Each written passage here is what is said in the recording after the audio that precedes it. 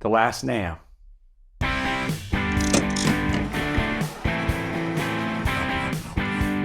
Hey everyone, Baxter here, And Jonathan. talking from Casino Guitars. Woo. Rumpus Rooster fun time. But Just say Rumpus Rooster? What is the Rumpus Rooster? I make up words. We're talking about NAMM. Is this the final NAMM?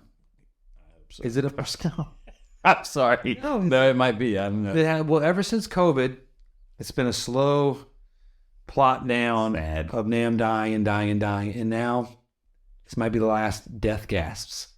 When I say I hope so, I love NAMM. So I hate seeing it get like drug out.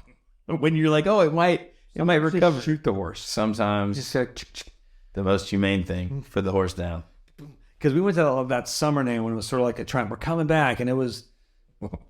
No. I think I'd rather go to one of my kids' birthday parties. Well, It was rough, but I don't want to go to those at all. it's not fun when no one's there, you know? Like as far as your friends from other shops or dealers or big brands. It's not fun when like Fender's not there Or Gibson's not there. Yeah, so But they surprisingly showed up like, hey, listen, we're not here, but we're supporting it. Come down to the garage. It was a really weird moment. I was like, all right, that's kind of so we did. a strange moment for us all. No, we're saying all this. And if you're at NAMM, if you work with NAMM, we're actually still rooting for you. We're hoping not this year, we're not going. But which is too expensive. It's too expensive to go, and a lot of the manufacturers have figured out how to operate without NAMM. I mean, that's part of the reason. NAMM's whole point was to unleash their new guitars and their new toys and the new effects pedals to the buying populace, which is the shops. Yeah. And now they figured out during COVID and all that stuff how to do it at a faster and more efficient way. Cheaper. Yeah, a lot cheaper. Cheaper is what he means. And So, yeah. and selling a lot more things Right. to us because we're suckers and we consume everything musical. You know, some of those things, once they're out of the bag, they're not going back in. But again, like here's my caveat where I'm hoping this there's a chance. There's a small sliver. You gotta get the big boys back. You gotta figure it out. That's one way. Or forget the big boys entirely and you just go boutique and you shrink it down. Because now it's only 2 days, right? Yeah. Like we got April 13th and 15th. 13th, well, that's 3 days for I don't know if you go boutique, what differentiates it between any other guitar show. Which, I mean, I know usually you go into guitar shows and they're vintage stuff. But I don't know. I don't know if I see that saving them. Maybe if all the majors get behind it or chilly. So my two hopes are that they either bring the big boys back Yeah. or they go pure boutique. I don't see that. You don't see that one? I mean, I just don't know what makes it different from anything else at that point. Like from going to just any other guitar show. Well, here's what if they go boutique, you mean? Yeah. Okay, I hear that. Let's say if they get the big boys back, then I think this is where they need them and they can maybe do it. Because I think, Fender just had us up there for a thing to talk to all their top indies. And it was more about just the face-to-face. Right. They're still collecting orders. We'd put in a pretty healthy PO purchase order while we were there with our Gretchen Fender reps, who are both awesome.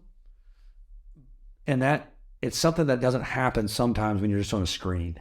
That's true. Like I have no desire to help someone out when I'm just looking at my computer in the same way as let's say they need to get their orders in. It helps them out. We put it in there. We're going to sell these guitars. Would you say on a crazy year, like You get pause. Hey, Loudon, remember we can't talk right now. Do you remember? Maybe this isn't working. Should we just? Okay, should we reset? Okay. The green one. Great. So would you say on a crazy year like a 2021, 2020, where things are just numbers are insane, maybe you don't need it.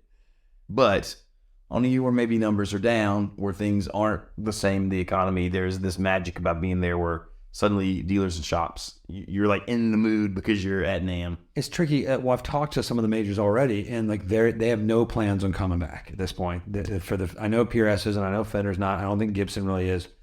And it's sort of in a weird. I mean, just they're going to be there. We're going to have some guys walking around. Like I will give to Gretsch. Like they didn't do this. It was Jason, our rep. That was like at the summer NAMM. That was like horrible. He was there on his own accord. Yep. And I did a PO with him, purchase order, just out in the lobby, just sitting on some chairs. It wasn't like an office, and it was cool. It was fun. I think Taylor's gonna be doing it, sort of skating around. Martin will have a small little thing because they've always been really involved with the NAMM board. I think Chris Martin was the head of the board for a long time. I mean, I know I'm assuming if you talk to somebody like on the NAMM board, like involved with NAMM, they'd say, oh, it's the education and all those classes and all that stuff. But what do you think? It's the gear. It's the gear. It's the gear. It's they I don't know. It's like it's tricky. It depends why you're there. If you're like a smaller shop that's just sort of breaking into it, it can be some of the edutainment. That's I like to call it, because it is fun. I remember seeing like the guys, Captain, I think, from Anaton's talking years ago, probably 2015 or something. He was talking about the edgy things, and I was like, ooh, I'm a fan of this channel. I'm gonna go watch. So I popped into that. But it is really the gear, and there is something magical. Like, we've all been to it. Yeah. Sean hasn't gotten to go yet, which devastates me. I don't want him to go to one of like the trash can NAMMs. I want him to see a real NAMM. That's like going out like on a date, like with the prom queen way past their prime. Right. And whammo. No, it's I do have hope. I think NAMM has to. I don't know if it's smart to keep doing these like bad ones though. It's almost like it's better just to be like, we're not going to do any NAMMs until there's going to be, and we're coming back full force, and they have to entice the manufacturers somehow to come back. Why do you need a NAMM show when manufacturers don't need guitar shops anymore? It's true. I know that's the red herring, or the canary in the coal mine. Is like with all of these guitar manufacturers sort of coming out now with their direct to consumer. They're trying to bypass the traditional model, which it's more to NAMM than just the guitars. What's this? The relationships. Well, even all of this big basement stuff, all your crazy band and orchestra stuff that's made overseas, the crazy knockoff. But I mean, we walk all by that stuff. Like, some people are there for that. That's a whole industry that is NAMM that we don't even. The other wings too, with like all like the consumer electronic stuff, like in the audio, that's something we don't even visit. Oh, it's like drum gear, yeah. Drums I like to see because I think it's just fascinating. And then the fiddlers are the biggest losers in the. So you're a horrible person. I always felt bad for Two Rocks, like little NAMM area, because it was always so loud over there, and it was like one of the loudest joints in the section. I just wanted to play this gorgeous boutique amps, and it was just like 151 amps. Yeah. It's it's tricky because the manufacturers have figured out a way, and maybe it's a matter of time before they do start. They're like, hey, let's just offer this direct to consumer and sort of bypass everything. And then, besides it being problematic for the guitar shops, us included, it does something entirely different to the industry as a whole. Yeah, and we've talked about that a lot, right? But so I don't want to dig into that too deep right now.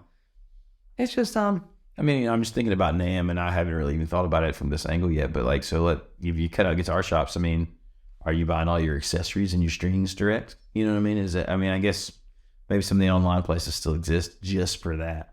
But what does it do? Like, where do you get those things? And how do you innovate? Right. But you got a new product you're trying to bring to market. Where do you do it at? You showcase it. You got to right away be a shop to sell your stuff and have it out there. Guitars to have them do a demo on it.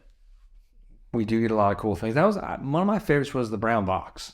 The brown box is pretty cool, fantastic. I feel like that just kind of disappeared. What do you mean? Johnny's happy. I don't know what you're talking about. You need more than me. I don't know what your wiring is in the she shed, but it's more useful. I've been using it live, man. I have used it live every time I played since. See, that is absolutely wonderful. So that's neat when like we have guys that will actually let us have that. Yeah, it's true. And NAMM, we're people at NAMM. We're hoping you can figure it out. We're hoping you can talk to these manufacturers, because they are going ahead without you and without us. It would just, as far as like their plans, like we miss NAMM. It was one of my favorite parts of this whole thing. It was like going to Candyland. Going to NAMM does make you feel like you're a part of something larger than your own shop. It makes you feel like you're a part of this world that's cool, that you're in it, and you're on the inside and you're bringing it to the world, And let's equate it to like being like, I don't really understand this. I'm just going to do it for movies. Like, let's say you're in college and you're rushing, or is that what it's called? I think so. And you're going to it's like all the manufacturers, like different fraternities. Some are sororities. And then you go around to them and they're dressed different, they act different. Like all the guys at Taylor have like sort of suit jackets on. Yep. The guys at Fender and Gretsch are wearing bowling shirts.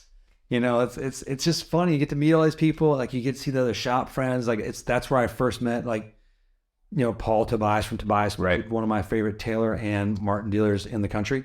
That's where I first met Paul Decker at Musicville. He's the gorgeous man. And then the Simses, Justin and Jerry, and you know, and just it's neat. Like I just met I met Carlos Romero at I think a Fender event. Yeah. But that's the point of these things. Now, yeah. Once we meet, like we exchange ideas, we exchange our loves and our hates, and then we can do better for our customers and people out there in the universe. Yeah, agreed. So I do hope NAMM comes back, but NAMM, you and everyone around has to help fight to get these guys back, because it doesn't make sense for us as a small shop. We can't afford to go there if our majors aren't there. Right. Because if we're just going, we're not there to pick up new brands. We're there to continue those relationships and further them that we already have existing until we are ready to harvest new artists.